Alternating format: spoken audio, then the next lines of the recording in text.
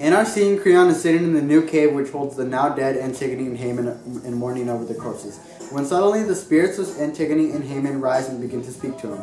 Even after the death of his son and son's fiancée, Creon refuses to admit that he was wrong. Even after majorly butting heads with Antigone and not backing down, it just further shows how stubborn he is. This scene well supports the theme of needing to listen to others and knowing when you are beaten. The travelogue between Creon and the two spirits highlight that even after heavy losses, Creon is still stubborn and unwilling to see that he is wrong. Our interpretation of Creon is that he is cruel and stubborn, which is shown much throughout the story. For example, the fact that at one point his plans on killing Antigone right in front of Haemon, and that he doesn't realize that he is wrong until multiple members of the family have killed themselves over something that he caused.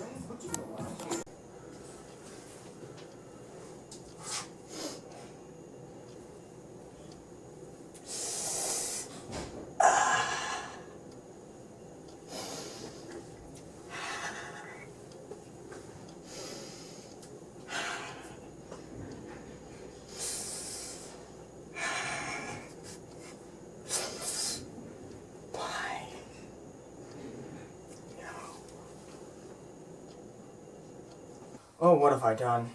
I've ended the lives of those who were precious to me. My poor Haemon, I did not mean for this to happen.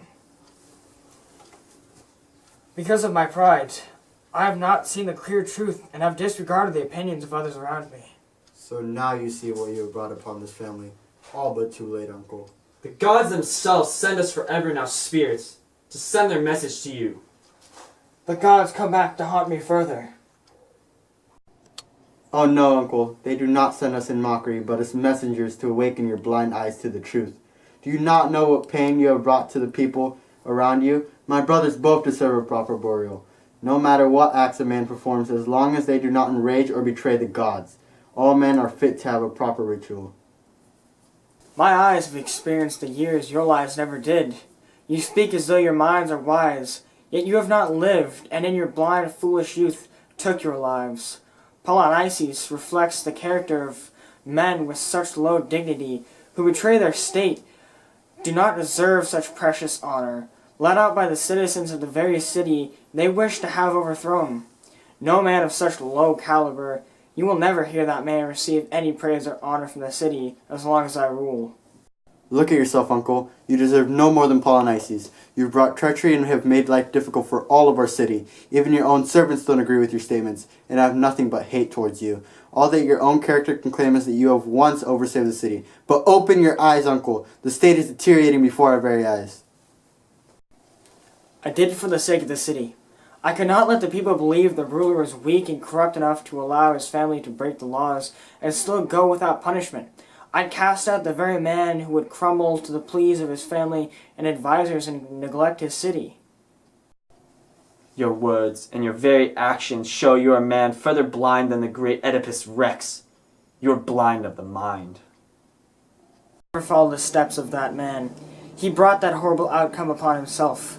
I gave hope to this city when it was at its weakest. I saved this city. I gave this city everything. I gave it all I could and did everything I thought was best for this city. But you only brought greatness to the city for a temporary time. You, Uncle, are the one who is slowly bringing the city to its weakest. You, Uncle, who has decided this terrible decision and lost the lives of many loved ones. Father, you do not understand. Look at what you have done. You have pushed me to take my own life, to be with my loved, and then lock away your own niece and let her rot in a faraway cavern. Slowly you are bringing down your city, and the gods are not happy. They are angered, more than ever. Antigone is only trying to do the bidding of the gods and please them. She did break the law, but it was for the cause themselves. And now, you have locked away and let the one who completed their quest die. You have only done something far worse than Antigone ever did. You angered the gods. The gods do not understand that what I did was truly right. They are as blind as ever and do not see the traitor of my city. The law she broke was the worst thing you can do. She betrayed her king, her ruler, and her uncle. If she was smart, she would understand what she has done, but she is as stubborn as ever. How dare you, you wretched rat! I did what was truly right. You, uncle, are the blind one. My crime was nothing compared to what you did. You cannot take back what you have done. You monster, how could you do this to your own family? You spoiled little brat. How dare you talk to your king in that manner? I did nothing to those gods that you worship so much. You plead my crime as a terrible one, but look at what you did. You broke the rule your king set out for you. None of my citizens care much for their gods, for they abandoned this city, and now they expect me to welcome them with open arms full of warmth? Damn the gods. Damn them. They did not abandon this city, but merely gave freedom to you and trusted you to make the right decisions and see this city's survival through. But now they realize the mistake they've made in giving you too much freedom. Why do I even argue with you?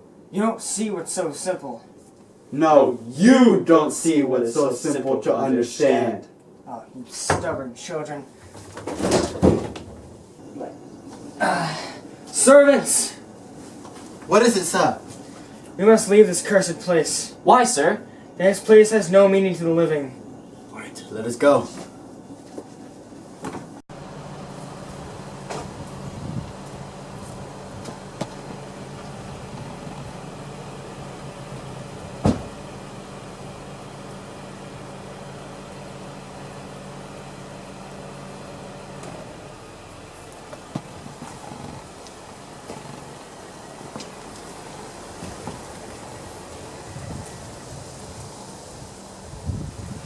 Even after losing his son, Creons still stays so blind to the truth, and as the people we watch our leader ride off, both mourning and resenting his loved ones.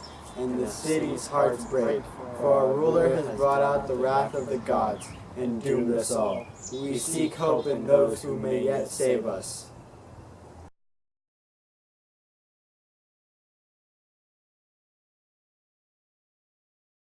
Understand. Look at what you have done.